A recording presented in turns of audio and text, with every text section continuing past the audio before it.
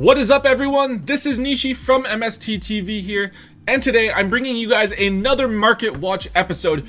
This one is a pretty big one because it's following the first YCS of the new Yu-Gi-Oh! Competitive season, giving us our first taste of competitive Yu-Gi-Oh! In a little while.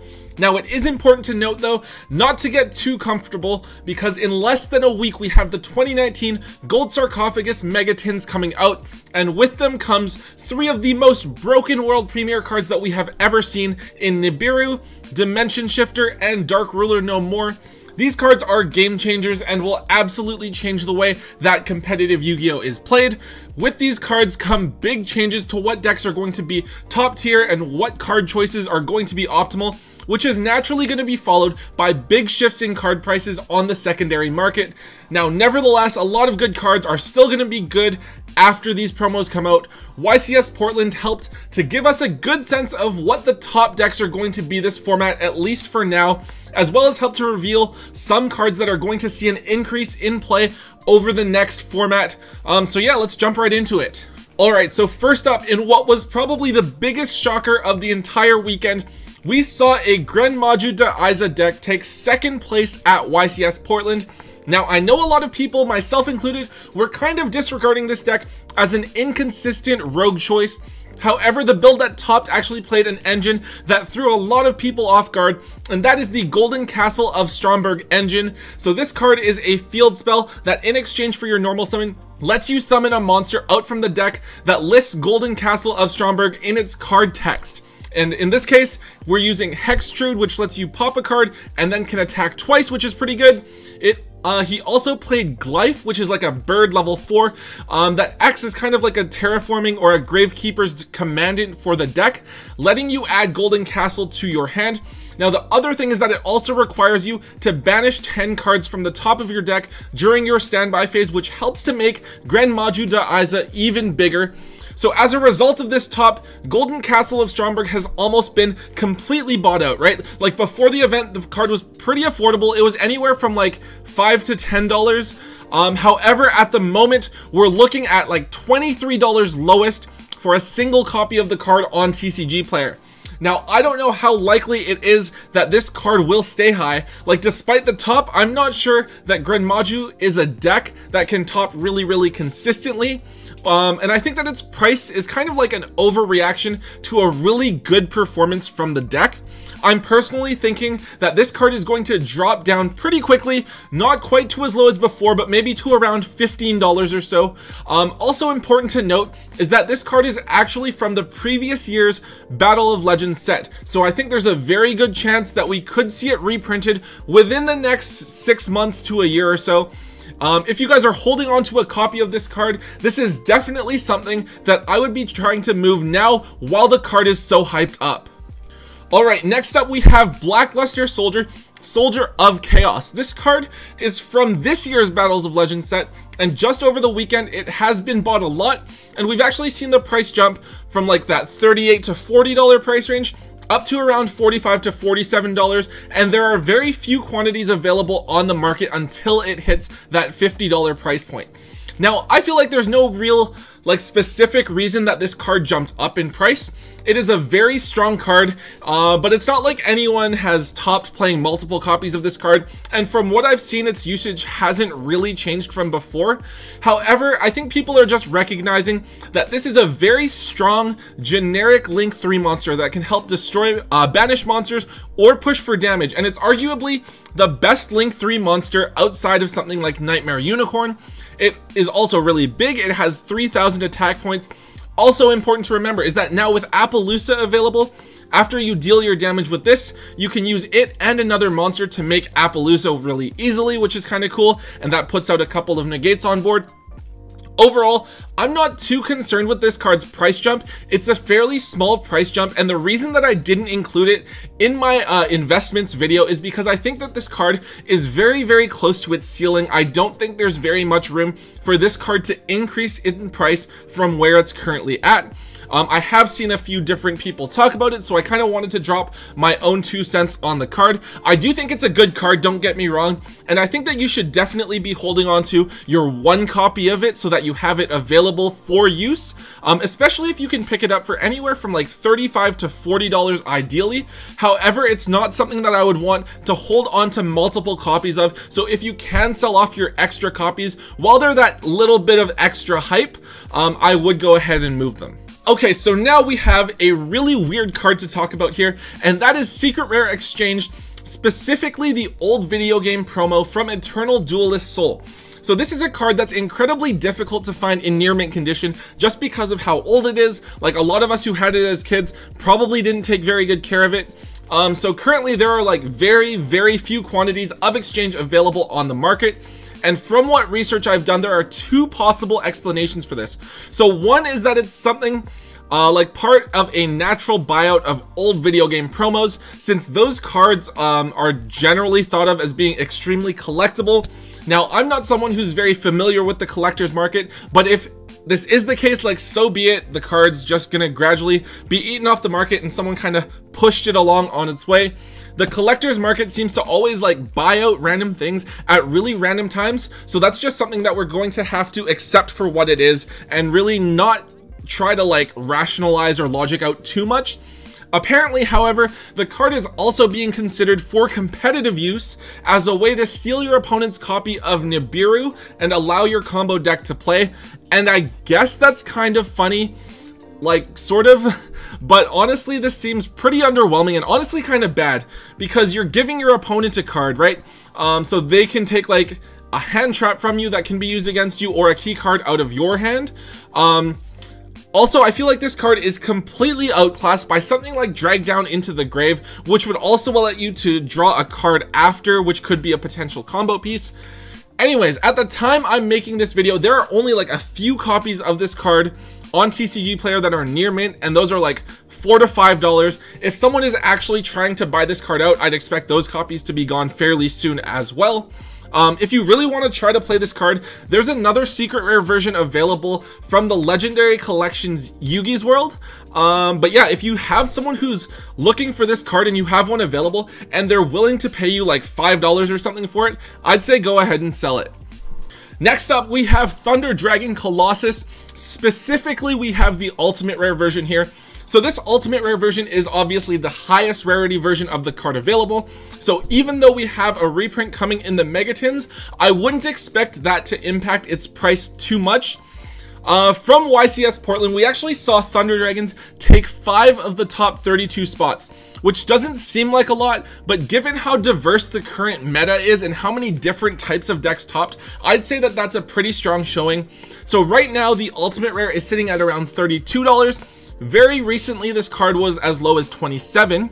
However, there are currently only 4 available on the market until it hits $35, and then another 4 before it hits $40. As the highest print available of a pretty popular archetype, which is very likely to see even more play with the Megatins dropping later this week, I'd say that I'm expecting those few quantities to be bought off the market fairly soon, and for that price jump to $40 to become a reality. Beyond that, however, it kind of depends on Thunder Dragon's success as a deck.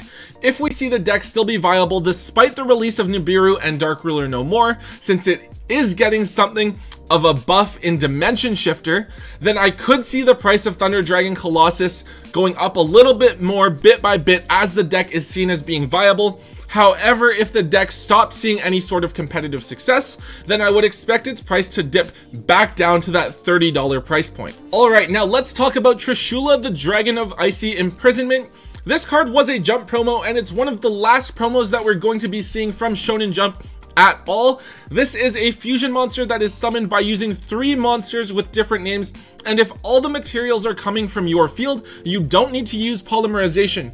Now, the quick thing here, when discussing this card, a lot of people jump up and say that it's viable because of Super Poly. However, this isn't the case, because on the card it explicitly states that you have to summon it using monsters on your hand or field. I know reading's hard, that's why you guys are here on YouTube, so that other people can read cards for you. It's fine. The card also has another ability, and that is that if all materials used to make it are dragons, it lets you banish one card from your deck, one card from the top of your opponent's deck, and then one card from your opponent's extra deck.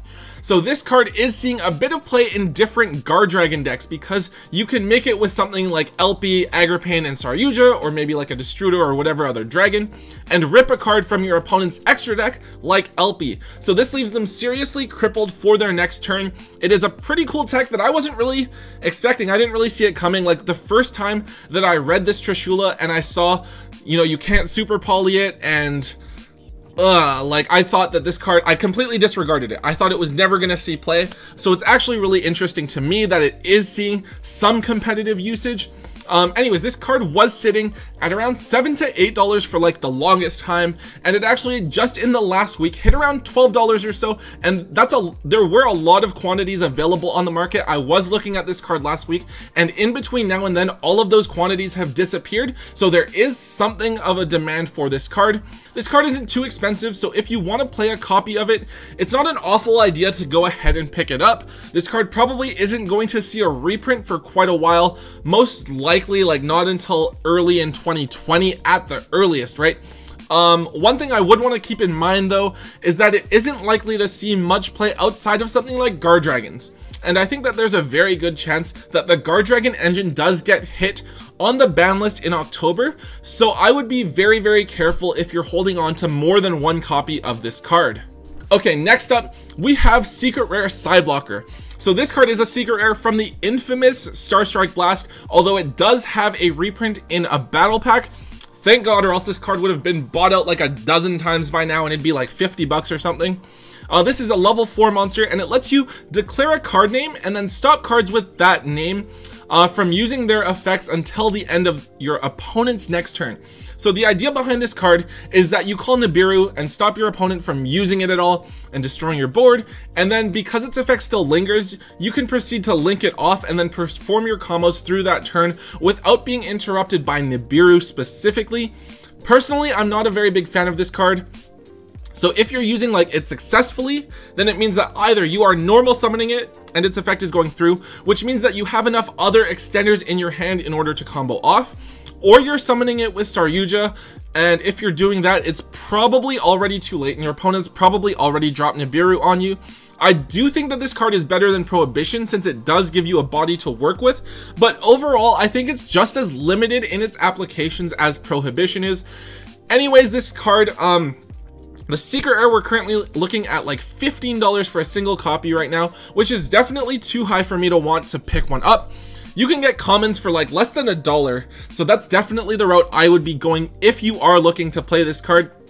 It's also similar to Prohibition, right, in that it gets hyped up randomly a bit at different times. If you are still like holding on to it, it's something that I would definitely be trying to move now if you can find someone who's actually willing to pay up for it.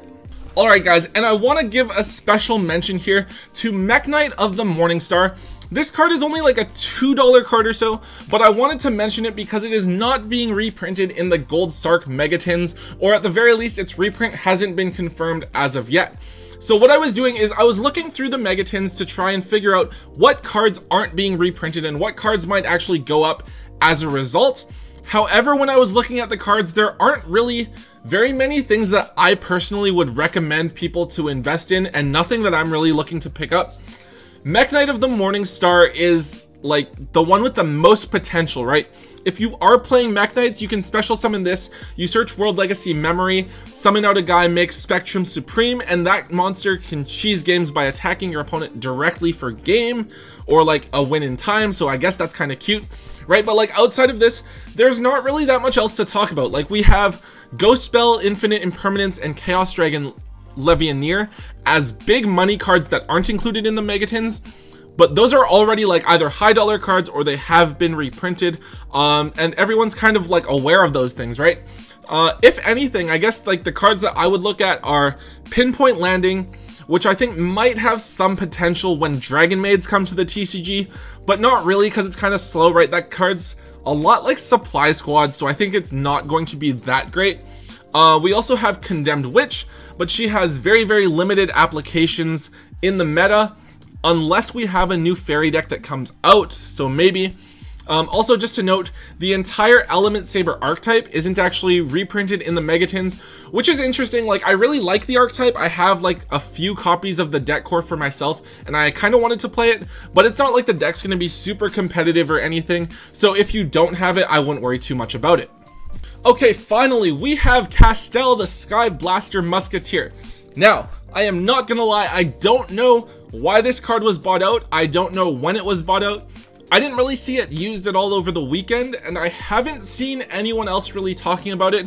The card was honestly, like, in my opinion, it was pretty undervalued, right? Like, I have 13 ultimate rare copies here, and I got them for under $15 a piece. So I'm pretty happy, especially considering that they peaked at like anywhere from $50 to $60 each when the card was seeing play. But like ever since Lynx came out, the card's just been pretty outclassed and it's pretty underwhelming. The card's still good, like it's still generic spot removal on a rank 4 monster. So I guess that's like cool, right?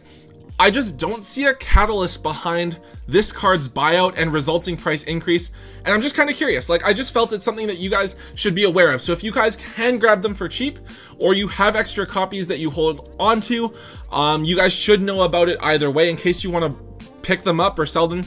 If you do know why this card jumped up in price, please do let me know in the comments section below.